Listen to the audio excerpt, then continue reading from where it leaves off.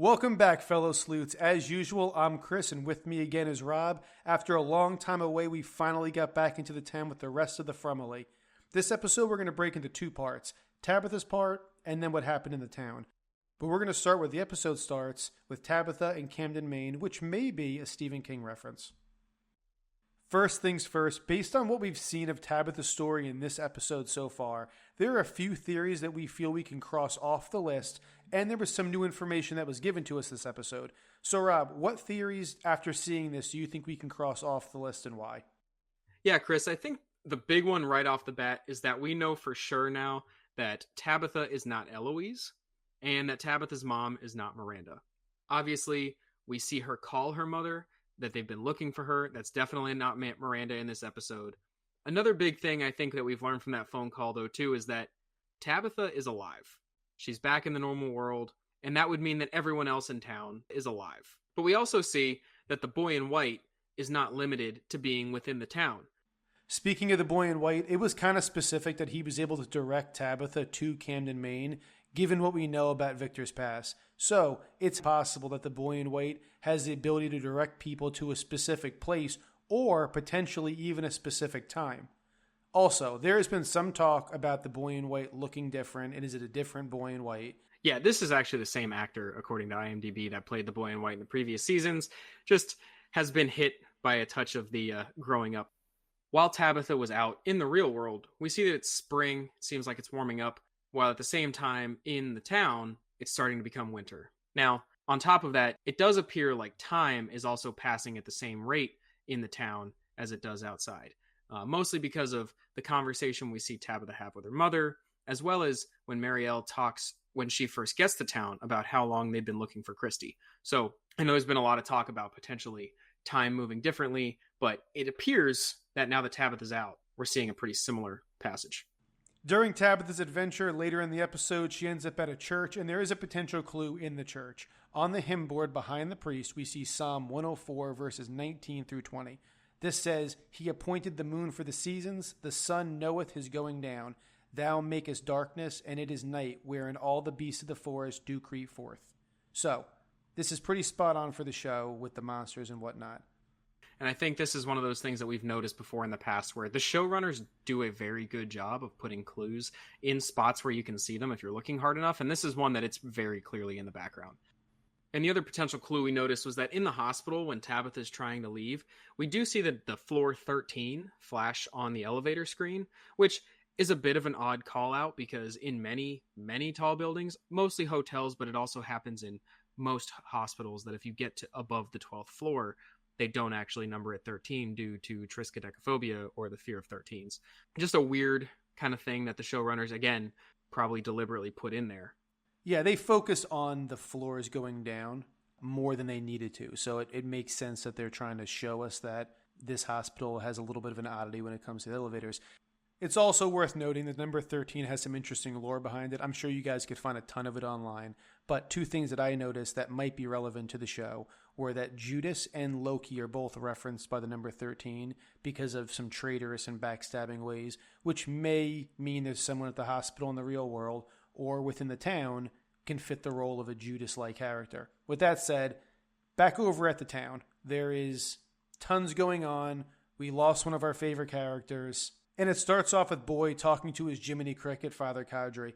But Jiminy Cricket, Father Khadri in this scenario seems to be kind of pushing Boyd's buttons, making it seem like they should all be more panicking. And he didn't, to me, he came across a little more malevolent than helpful. And then when Boyd kind of straight up asks him, "What are you?" "I can't tell you that," or, something to that effect. What did he say, Rob? Yeah, he's told Boyd, "I'm afraid I can't answer that for you." And I think to your point with the malevolent nature that it seems to be that's coming across, almost similar to what we saw from Abby in the cave, it's leading us to believe a little bit more and more that he's not actually just Boyd's conscience. Right, and if it is the evil or the town influencing, how much real-time knowledge does it have? Because unless the monsters are slow-playing things, this episode made it pretty clear they're not being told where anyone's hiding. We also see Mr. Cowboy confronting Boyd when he's saying, you told us that this town can't break you. So how are they getting this information, right? Yeah, it's a fair question. Maybe because Boyd said that in the forest, the evil's observing through the trees. I mean, we do see a drawing of what looks like a claw coming from the ground with trees as fingers. So maybe that's alluding to the fact that it resides in the root system in the forest. And in addition to this, we also seem to start seeing that there's a bit of communication that's being translated to the monsters a bit. Yeah, I assume you're referring to them changing behavior and letting the livestock out of the pen. It seems like a very targeted attack in a sense that we saw this ambush. That could this be something, and Chris, this is something we talked about, and I want to get your thought on it a little bit of, is this also potentially leading to a tough decision for a lot of people in town when we get so scarce on resources? Well, I do have thoughts. I'm glad you asked, and I have a little bit of a theory. My current theory after this episode is that it seems obvious that the goal of the evil is to break the residents' will, crush their hope, and I feel rob them of their humanity, and that's important. I think the evil is escalating its attack by poisoning the ground and instructing or allowing the monsters to finally kill the livestock in order to leave the residents of the town with only one food source: each other. We catch an unsettling glimpse of the mob mentality when Mrs. Liu's home is overrun and what little food is left was pillaged, and this could be foreshadowing of what is to come when their fellow townspeople are the only remaining food source, and the primal animalistic sense that we saw of self-preservation finally completely takes over. All of this could be building towards the breaking point, the big massacre that we all think is coming, when some of the residents give in to their inner demons and attack the others, and once they've crossed that line, they begin to change into the monsters. I also wouldn't be surprised if the attacking residents begin to lose themselves and then begin to coax the others out of their homes, or even taunt them a little like it was a game, very similar to the monster behavior we're already used to seeing. And so I will add one piece of kind of lore that could lend some credence to this, because Chris, the second you said this to me, it sparked in my head. One of the largest kind of folklore or mythology in Algonquin and Native American lore is the Wendigo, which, if you were familiar with a Wendigo, is created by a human resorting to cannibalism. There are many depictions. Now, most depictions show the Wendigo with antlers, but there are many where they're just a pale, kind of emaciated human with a very large jaw with the teeth that would actually very much resemble a lot of these monsters when they're transformed. You know, since the writers are for sure borrowing from different lore and different cultures and creating their own interpretation for the show, the monsters could definitely be inspired by the Wendigo. Now, let's move over to our explorers, Jim and Kenny. Rob, what are your thoughts?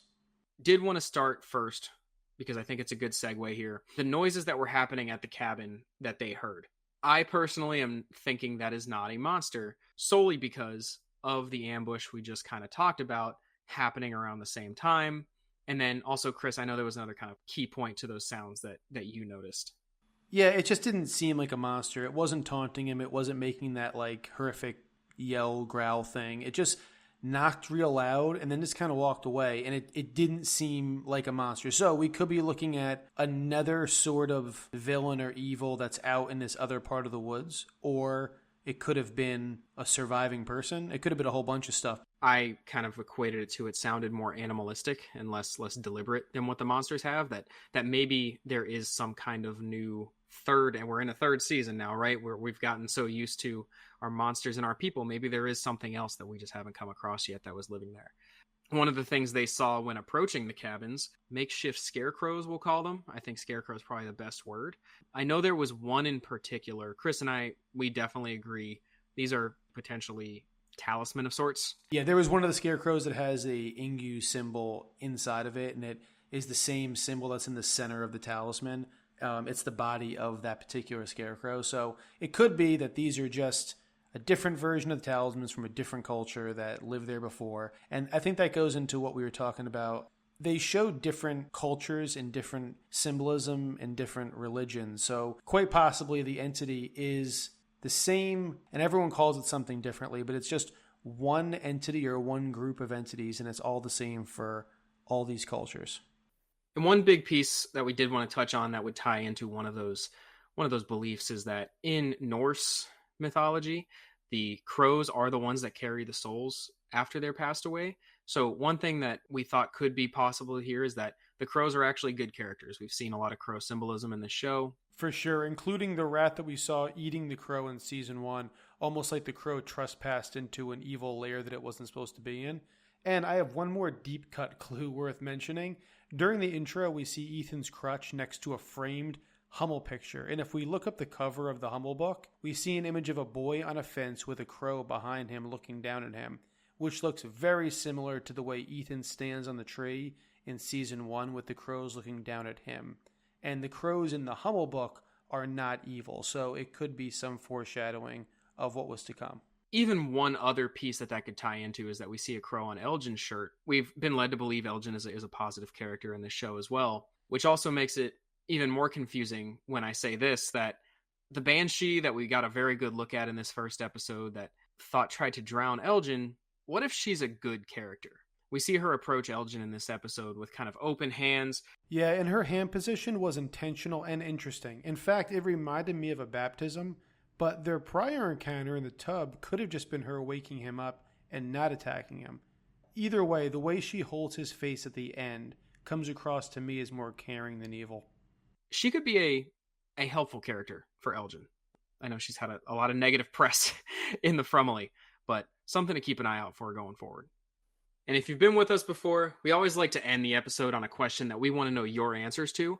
Did you notice the woman on the stretcher as Tabitha was leaving the hospital? More importantly, she appears to potentially be pregnant, but why was she always facing away from us in the camera? Who could she be? And that'll wrap up the episode. As usual, we want to hear your thoughts, and if you have a topic we didn't cover, just drop it in the comments and we'll discuss it. Lastly, if you like what we're doing, let us and the algorithm know by liking and subscribing. It helps out the channel, and we really appreciate it. Until next time, stay sleuthy.